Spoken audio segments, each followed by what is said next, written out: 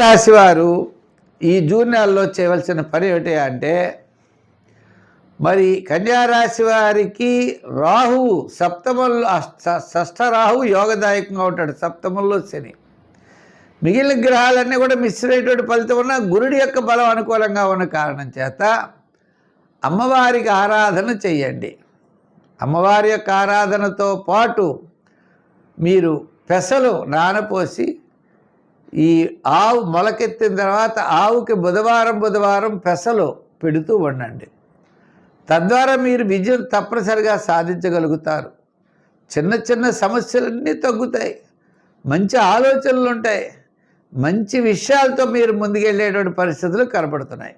కాబట్టి ఈ యొక్క కన్యారాశి వారు బుధవారం నాడు మొలకెత్తిన పెసల్ని ఆవుకు పెట్టడం చాలా మంచిది. తద్వారా మీరు విజయం సాధించగలుగుతారు.